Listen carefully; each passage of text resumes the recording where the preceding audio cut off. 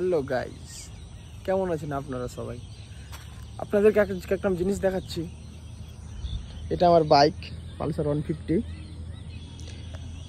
গাড়িটা নিয়ে আমি কত কিলোমিটার চালিয়েছি, এটা একটা অনেকে বলে তোর গাড়িটা নিয়ে কত কিলোমিটার চালাইলে বা কিছু।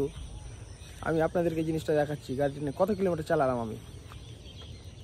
গাড়িটার বয়স প্রায় আমার 3.5+ হয়ে গেল। আজ পর্যন্ত গাড়িটা কত কিলোমিটার আমি চালালাম দেখাচ্ছি আপনাদেরকে।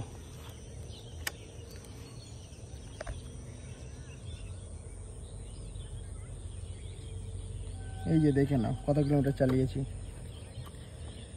1,01,234 কিলোমিটার গাড়িটা আমি চালিয়েছি, রান করেছি আজ অবধি।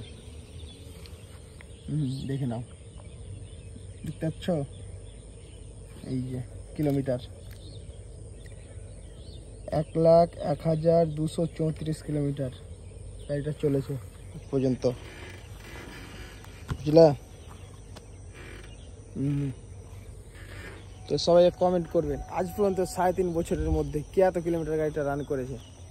সে খুব একটা আমি টুরে মুড়ে যাই না, এগুলোই চালাই, বিজনেস করি, বাইকটা রান করি ঘুরে বেরিয়ে। এই যে এটাই।